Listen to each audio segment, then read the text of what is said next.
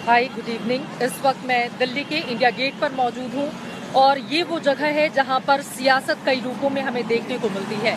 आज की सबसे बड़ी खबर यही है कि जयललिता 6 बार की मुख्यमंत्री रही तमिलनाडु की, अब हमारे बीच नहीं रही। उनसे जुड़ी हुई कई ऐसी बड़ी बातें हैं जो हमेशा से ही चर्चित रही हैं।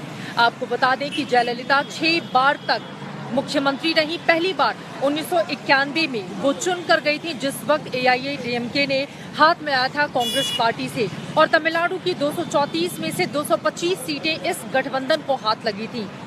पहली बार ये वो वक्त था जब एक ताकतवर महिला से तमिलनाडु का परिचय हुआ था और तमिलनाडु की पहली महिला मुख्यमंत्री के रूप में भी जयललिता ने अपनी पहचान बनाई।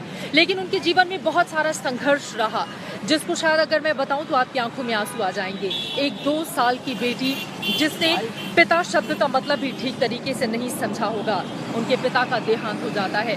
परिवार के खर्च को चलाने के लिए माँ फिल्मों में काम करने लगती है, लेकिन वो भी नाम बदलकर, क्योंकि उस समय फिल्मों में काम करना अच्छा नहीं माना जाता था। जयललिता पढ़ने में बहुत अच्छी थी, लेकिन परिवार का बोझ इतना ज्यादा था, खर्च चलाने की जिम्मेदारी इतनी ज्यादा थी, जिसके बाद उनकी माँ ने उनसे फिल्मों में काम करवाना शुरू कर दिया, जिसके बाद जयललिता ने हामी भरी। लेकिन फिर इस बेटी ने कभी भी पीछे मुड़कर नहीं देखा। 140 फिल्मों में उन्होंने काम किया है। हिंदी, इंग्लिश, तमिल और कन्नड़ पर उनकी समान पकड़ रही है। इन भाषाओं पर उनकी एक तरह से एकाधिकार रहा है उनका। जब वो बोलती थी तो लोग उनको सुनते थे।